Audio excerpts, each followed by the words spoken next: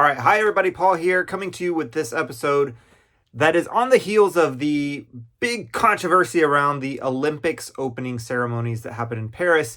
And specifically, there was one scene during the ceremony that the live performance was that of drag queens who were arrayed in a feast or party like environment around a central figure. And so, for many, that conjured the imagery of Jesus at the Last Supper. It had that look to it.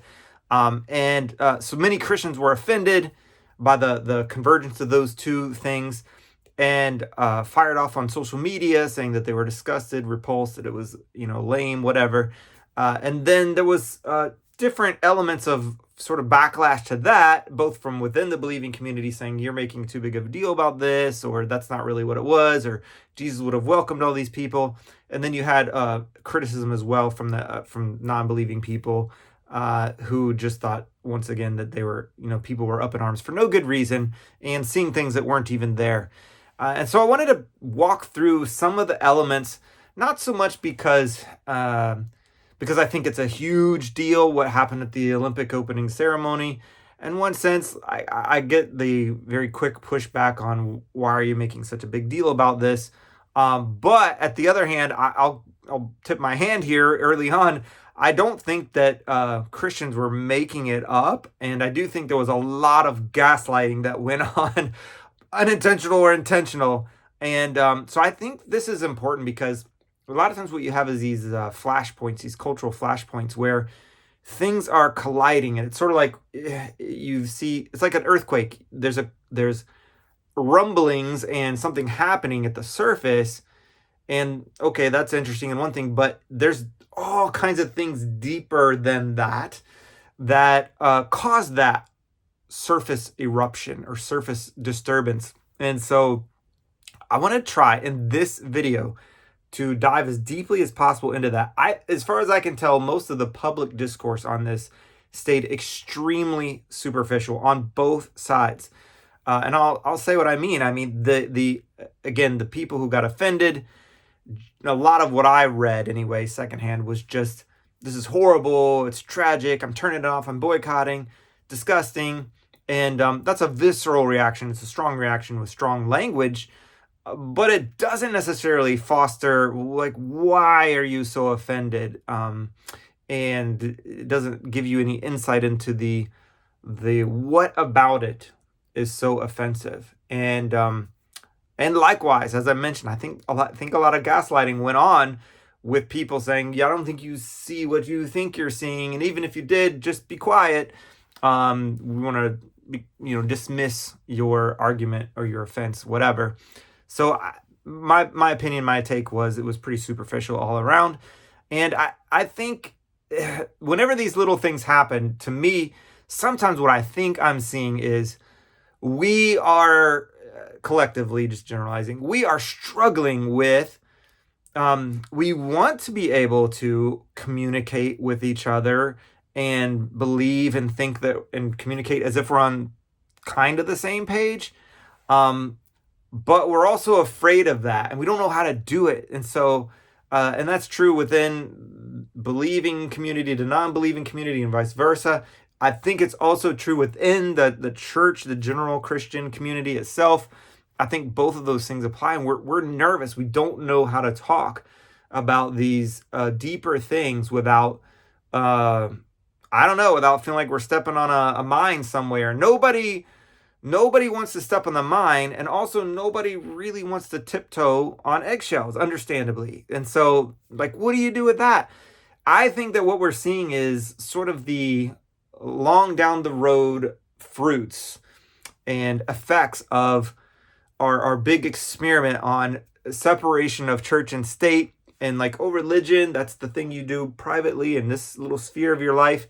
Do not let it leak out into the public sphere, into your interactions with people, because that makes everything weird and uncomfortable. And we've had these religious wars in the past.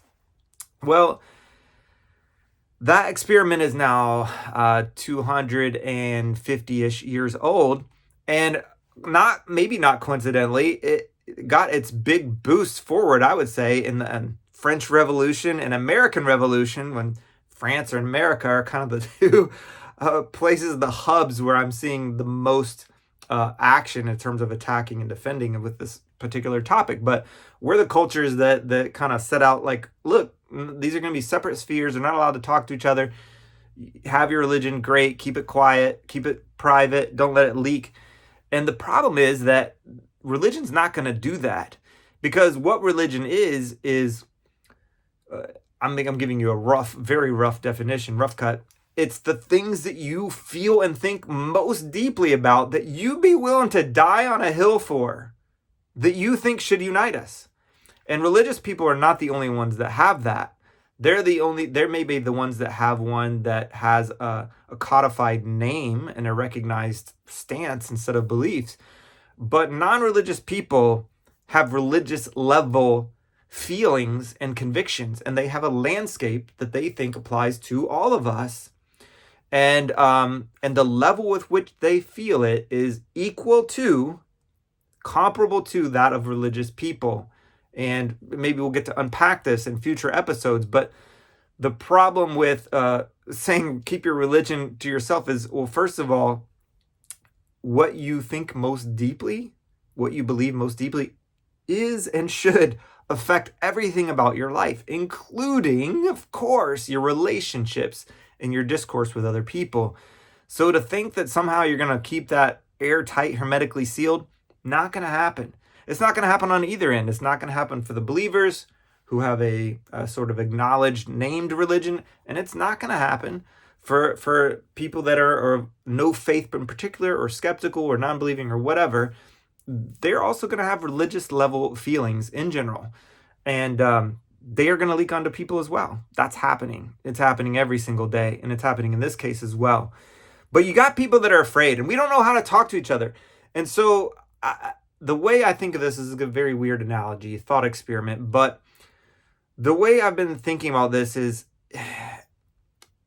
we have this uneasy truce where, ethnically, culturally, historically, we've got this background of Christianity, or we could say Judeo-Christianity if we broaden it a little bit, in general for the culture. And I'm speaking, U.S. and other Western cultures at the moment. And so we share a lot of history, and we share a lot of underlying sensibilities that have been shaped over centuries. And so for many non-believers, those sensibilities are still in place. They're still there. And some of them are, I would say, quite religious in nature. But the official belief, I will check this box, is no longer there for those people. But the sensibilities are still there in large part, and are shape how they think and feel and what they say and how they do things. So we have this shared history, but this separation. And so you get a lot of cognitive dissonance with that. And when I say cognitive dissonance, I mean you believe things that don't really have much to do with each other and are actually at odds with each other. Now, religious people get accused all the time of being just naive, foolish, detached from reality, superstitious. And there's tons of truth in that. There's just tons and tons of truth in that. Plenty of that in the religious community. There's no doubt. But I think it's sort of it's a more readily acknowledged thing. What I think doesn't get pinpointed as often is those huge disconnects for the non-believing community. And so I've made this point in different podcast episodes many times, but for many people, they believe that they are informed from a purely scientific, rational standpoint, that the only things they believe are things that are proven scientifically. But as we've talked about many times before, that's not true for people. That's just not even remotely true. Your sense of yourself, your identity, your memories, your relationships, the contours and shape of your relationships, your pains, your hopes, your fears, none of that is scientific in the least.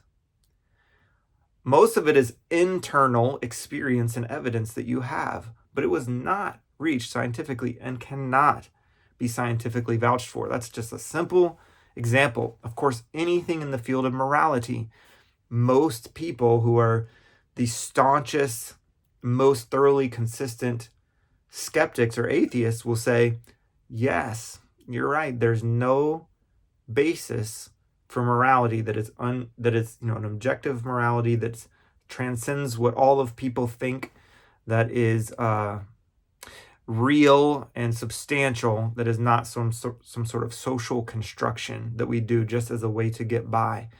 And so people will think like, I had a conversation with one person who said, I think it's morally equivalent to kill a mosquito as it is to kill a human.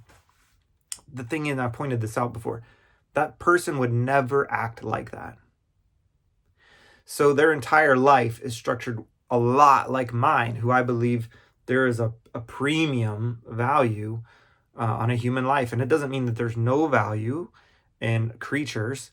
I'm not sure how much there is for a mosquito. I don't give a lot of value there, but to act in a way as if there's a premium on human life and to believe that it's not true at all is a dissonance. That is a disconnect. So I'm just giving examples. But we don't have, so we're scared to have these conversations. Like, I don't like talking about that with people. I don't like pointing it out. I almost never do it. But the feeling it gives me is a weird feeling. Like, I'm aware of that disconnect. It's odd to me. But I don't go around pointing it out because I feel like it doesn't really help the relationship. And this person acts as if they believe there's a premium on human life, so it doesn't make a difference. But the feeling that leaves me with is, and this is the weird thought experiment part, is if I had a friend and we're very good friends and we have great times and a great relationship, and we have a third friend that we're mutually friends with, and same thing, great relationship, but friend A occasionally tells me he thinks friend B is imaginary. And I'm like, what do you mean? And they give their reasons, and I don't agree. And I'm like, I think friend B is real. But when we're together, we have a great time, and friend A treats friend B great. But he says what he does is he just does it because it feels good and it makes us have a good relationship. So he just goes along and pretends. Okay, what do I do with that? Like, do I make it a big deal? Do I blow up my relationship with person A? Maybe not. Maybe person A is a very smart, capable, competent person. It's like, I like person A. They're smart. They're cool. They're fun to hang out with. But this is a weird thing to just not acknowledge this huge reality that we share, and it's kind of part of our relationship. Well, what happens when person A starts joking like whenever person B is not around? Maybe one day I'll just take a hammer to person B and just start beating the trash out of them, and it doesn't matter, they're imaginary. And I'm like, are you serious? And they kind of just laugh and they don't tell me. Well, now I'm starting to get a little bugged out. Like, I want to think you're just kidding, but now I don't know.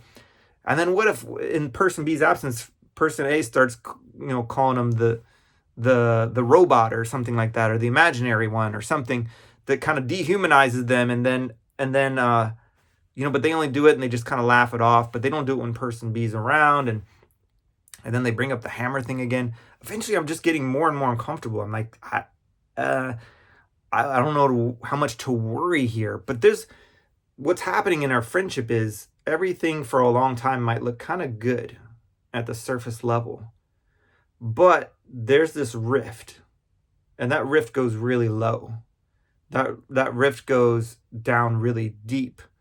And so if friend A ever decides to act on these beliefs, I don't know what's going down, but I'm really scared at that point.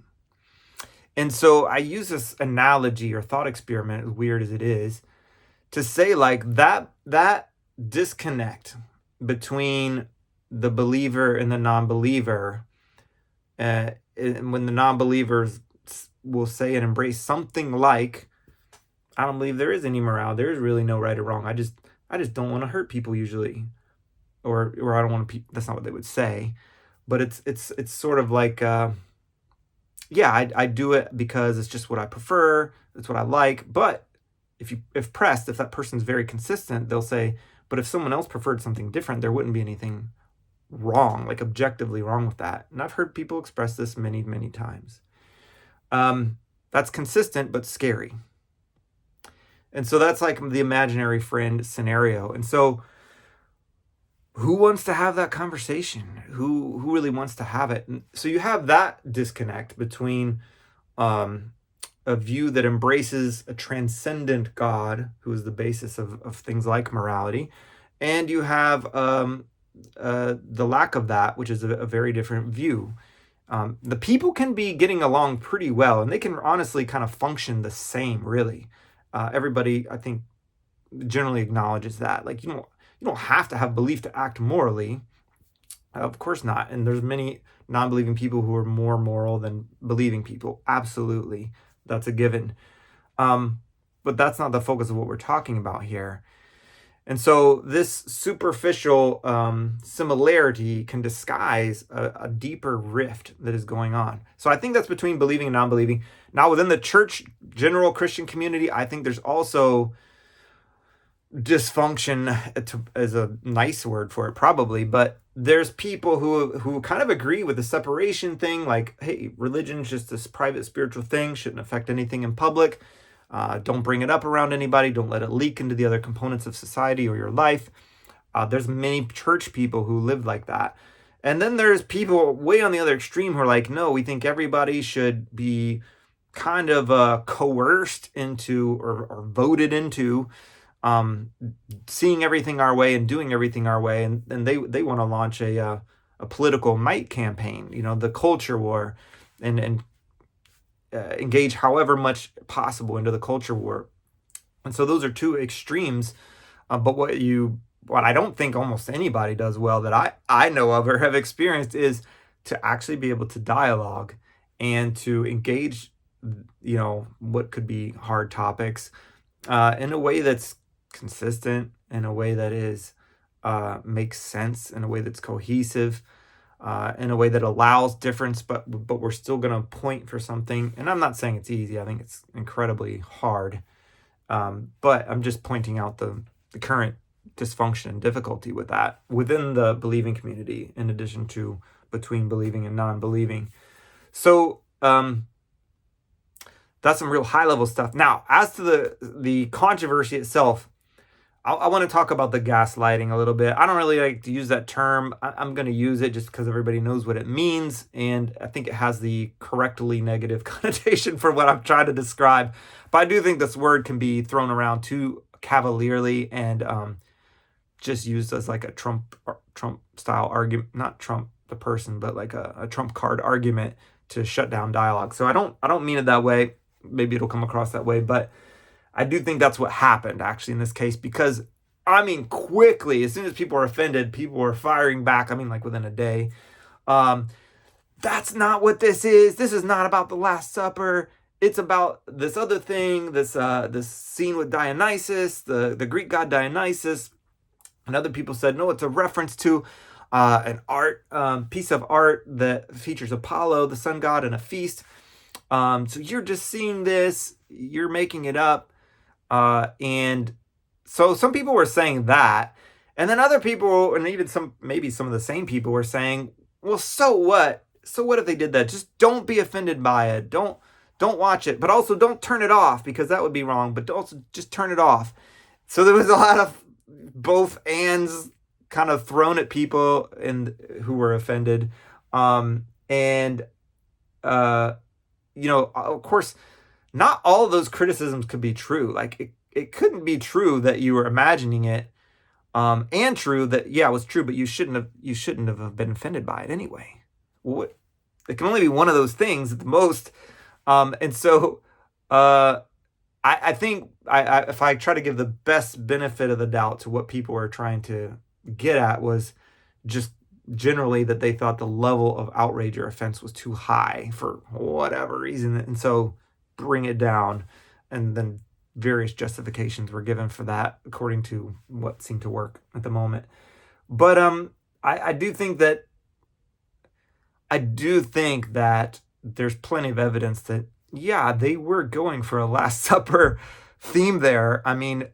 For one thing, I think the title was La Scène sur la Seine sur la Seine. So La Scène, French, the dinner, the supper on the Seine, on the Seine River that goes through Paris. So The La Seine is one of the phraseologies in French for the Last Supper, and that's a direct reference. Uh, in addition, the main figure, the person in the center figure that would have been representing Christ, if this was representing the Last Supper, she posted on Instagram, and it was quickly deleted and I think scrubbed. Um, the New Gay Testament with her picture, her tableau, her and the other drag queens, and then the Last Supper right beneath it, and you could guys clearly see the corollaries there. So that is what it is. And then I think it was an Olympics official a couple days after the event confirmed verbally that yes, the director, the person in charge of creating this, was inspired by Leonardo da Vinci's The Last Supper. And then he went on to say, well, it's not a big deal. People have been doing this forever. And so I think that a lot of people jump the gun with the you're making it up and you're seeing it. And so it'd be nice to see some people post like, oops, sorry, maybe I was too fast on that. Doesn't usually happen on social media, but it's possible, I suppose. So that was one thing. And, as to whether you could be offended by it, I think that's a good topic for conversation. My personal take is, yeah, it made sense to get offended by it. And I have a couple layers of reasons why. I do at the same time, I'll give some credit. I think the people who are trying to quiet down the outrage had a point as well. Because just kind of mouthing off very quickly, like, it's just disgusting, reprehensible. I mean, that might be your gut reaction. That doesn't always mean it's the best thing to post on social media to the world immediately. I'm not saying there's never a place for that, but probably social media gets too much of that, and it's not usually helpful. And it doesn't really do a great job to kind of articulate and paint the picture of like, well, what about it is offensive? And so I'm going to try to do that a little bit. And, just one item of this is when people said, well, The Simpsons have done a Last Supper and TV shows have done a Last Supper. I think that is a little different. I don't know if I can articulate it super well, but instinctively I sense there is some difference because with those shows, people who watch and are fans of those shows, they know the characters, they know the plots, they have an affection or affinity or a like for those. And then you get this extra layer of the Last Supper imagery on top of it. It isn't particularly messagey. It's just, an extra little lens flavor thrown in to make you be like, cool, I get the reference. But I do think there is something significantly different with having a tableau of drag queens. And there's a lot of other details I'll get into in just a minute, but we'll just stop there for the moment. In the configuration of the Last Supper, and I think the choices and lifestyle associated with drag queen and other what historically has been called like aberrant or abnormal, but we're getting to the point where we're not supposed to even think in those terms.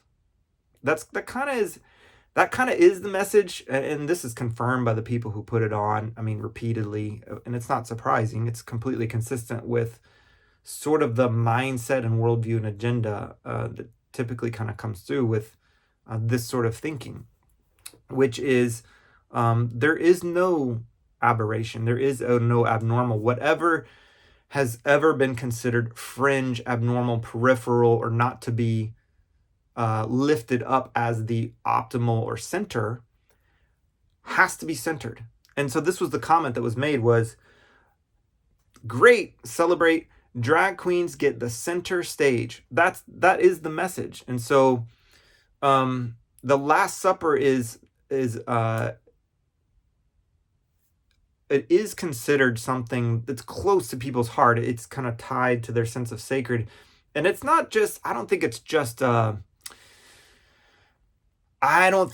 proximity, that it's about Jesus and it captures this moment, but there is something significant about the fact that Jesus has gathered his close followers, those people to whom he has entrusted his mission, what he cared about, what he came to do, what he spoke about as his vocation, his gift, his message, his mission from God.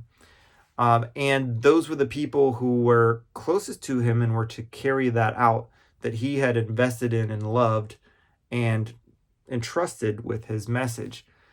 So for that to be, I'll use the word subverted, that we've got a message here of, well, here's what we say is the highest value, and it is inclusion and centering of that which has been on the outside or considered aberrant or abnormal. That's a strong message. I'm not saying that's right, that's wrong. I mean, I have an opinion, but that's not my point. But that is the message that is coming across through the imagery itself, and generally as stated by the people who put on the performance. And so I don't think you're really going to wriggle out of that. And this is where it comes, like, all the gaslighting and that's not what you're seeing. And here's one of the things that happened. It's crazy. I was actually didn't really have inherently strong opinions, but the more I researched, I was like, man, all the evidence that I quoted to you about how, this is a parody of the Last Supper, or a take on the Last Supper, whatever you want to call it, it just looks like it's been erased from the internet, which this was a worldwide event. One of the eyes, millions, if not billions of eyes on it, probably captured on a million screens.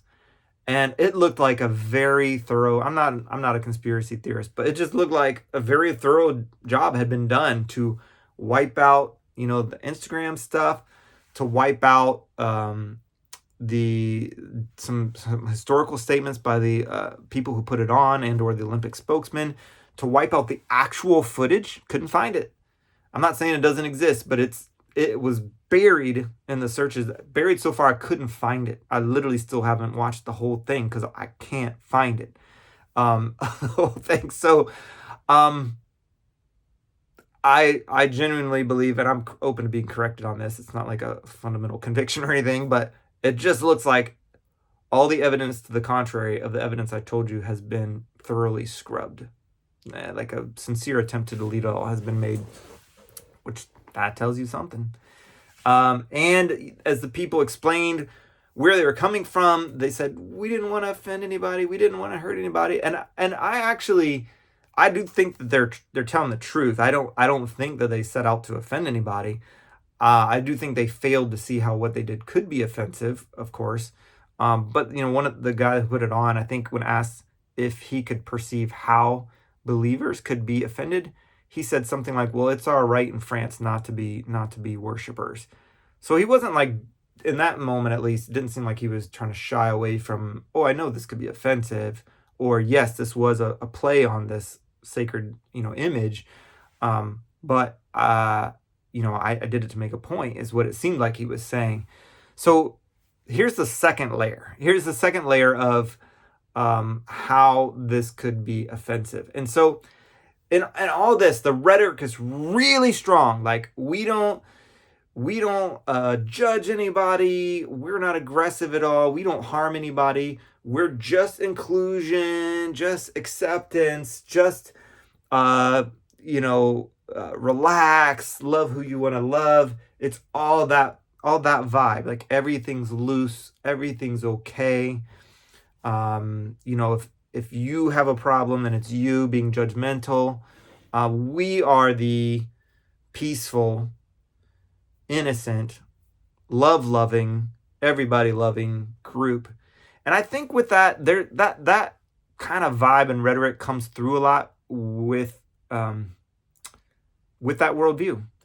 And I think genuinely that the people who espouse that are a lot of times the most blind, because they think they cannot have hatred and violence in their heart.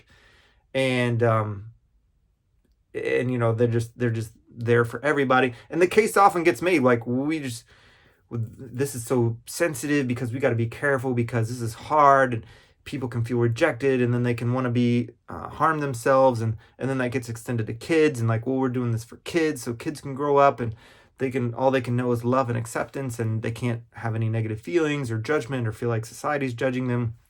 And so there's this positioning of we are the inclusive, therefore loving, therefore accepting, therefore kind of, we are properly worshiping what's at the top of the pyramid, the top of the value pyramid. You guys should do that with us. That's the religious aspect. Here's the top. We're aiming at it. You should join us. This is the best way.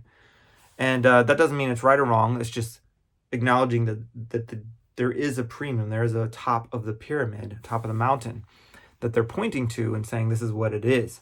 And so I do think that the blue man that emerges under the, as the feast is revealed and he's the feast, I do think he represents Dionysus. I think that's absolutely true. But as I understand it, as the scene unfolded, it went from Last Supper-ish looking, and then as the camera lens expanded and the zoom changed, it looked more and more like a feast of Dionysus, which there are points of overlap there. I mean, they are feasts. They are togetherness. They are celebratory in a sense, even though there's somberness in the Last Supper. There's also a sense of togetherness and celebration and being together. And so there's natural points of connection. And so it isn't hard for something to be more than one thing. I mean, even the people who were saying, be quiet, you who are offended, it wasn't Jesus because it was Dionysus. Even some of them were saying, it's also Apollo. Well, if it can be two things, guess what? It can be three things. It's not hard to do. And so, again, I think that was very superficial. But so here's the thing. Dionysus gets revealed as the meal. And Dionysus, what is Dionysus about? Well, he's equivalent to the Roman god of Bacchus. And so you've heard of Bacchanalia. It means like a wild, like orgiastic, alcohol-fueled, out of control, rager, party, like crazy frat party kind of atmosphere. These were things that happened in ancient times. And actually there was quite a controversy. Like even the emperors thought these are out of control and we've got to hem them in. We got to bring them in because these can't be healthy for the people or society in general. And so Dionysus is the god of wine, of partying, of sexuality, of festivity, of theater, of all these things associated with, hey, relax, man, just let it go. Just, let it all hang out. Just whatever happens, happens. Love is love. And all this very, the loose and letting go part of life. And so that matches perfectly, doesn't it? Because that's what happens in the scene. Like people start kind of moving sensually and touching each other, and they're mostly naked. And I don't even want to say this, but one guy looks like is maybe even like exposed. There's a child there. I mean, there's some yikes. The whole picture is doesn't look or feel good, is a nice way to say it, but all that stuff is what's going on. So it's party time. And obviously this is kind of a theme that the French revel in and don't shy away from. But if it goes from a Jesus Last Supper scene and, the disciples, the followers, and Jesus in the Last Supper, it's what are the elements? It's wine. Just what Dionysus is all about. Dionysus is all about let go, all bets are off, don't worry about the morals, pleasure, find pleasure. The parties that were associated with his Roman counterpart Bacchus were known to contain violent sexual initiations. So get your pleasure at whatever cost. Jesus is, I pay the cost. I give myself in self-love for your benefit, for your celebration, for your thriving. I give myself. That's the source of the wine. And the source of the bread, the meal, is Jesus again, himself. I give myself to be the meal. But here's Dionysus being the meal. And part of the mythology associated with, and I'm not an expert on this is just things I'm trying to piece together, but part of the mythology with Bacchus, one of the plays that was written about him, somebody who opposed him getting glory and worship, basically, or his legacy. There was a party, and Bacchus had that detractor torn apart, limb by limb, by his little followers, and then consumed, then eaten by them. Bacchus was the meal. Dionysus was the meal. And this is the message that comes through. So even when people were saying, like, relax, it's not Jesus, it's just Greek mythology, you uneducated hillbilly Christians, like, okay, yeah, it was Greek, but what is the message there? And especially if those two are overlaid, which they certainly appeared to be, what's the message there? And I'm not even saying that all this was done super intentionally, like conspiratorially, or that it was all mapped out and everybody was in on it. I don't even think that's true. But it doesn't mean that that's not some of the messaging that is taking place, that is happening in real time. There's a lot to take away from that. I mean, the message between self-giving love that Jesus was the center of and gave his body and his blood, and anyone who follows is called to do the same, and that's how you create. That's the top of the pyramid. That's what we aim at. That's what we acknowledge as that's worthy. That's what we're doing. And Jesus, it's not just a principle, it's an embodied principle because Jesus embodied it and he calls his followers to embody it. That's a different top than what it's all about. Just inclusion, just embrace. Well, can you build a community around solely inclusion? Is that gritty enough? Is that substantial enough? Will that get you there? Is love whoever you want to love? Does that never have any victims? Is more called for? Those are different messages. Those are different tops of the mountain that are being pointed to. So that's a reason that you could say to change this message to that message is scary. And so, I mean, there are people who are going to say, as people will say, well, aren't there other things to worry about? This was just, you're talking about symbolism. That doesn't matter. I saw one person post something like, well, we shouldn't care about this. We should care about child trafficking. And that's a caricature of what they said, but it was in that direction. And I just, I think like, well, you could say that about anything that anybody ever gets offended over. I mean, do you remember the scenes around George Floyd in 2020? Was it 2020? If somebody just came through and said, well, why do you care about any of this? Just child trafficking. That wouldn't fly. Or if somebody did some deeply offensive characterization of those events, but flipped the narrative and then used all kinds of horrible stereotypes, and people would be outraged at the symbolism of that. And they would say, this is damaging, this is hurtful. But sometimes I think people's political leanings kind of enable them to only see one side of that and just can't see it on the other side, and then throw up a false dichotomy. So, yes, real people and what's happening with them matters. I don't think that means that symbolism, these things carry heft, they carry weight. They're not important. And I think whenever it's our thing, we know that. But whenever it's someone else's thing, we're like, you're overreacting, dude. You're just not even there. So, yeah, it could be offensive, yes. Do I think that people kind of shut down a lot of conversation by just kind of spewing the most negative language they could and kind of doing the hand-wringing thing and the culture war thing? Yeah, I think that's true too. But you can note something and have an opinion about it without doing the hand wringing thing and without going into culture war. It's just awareness alone.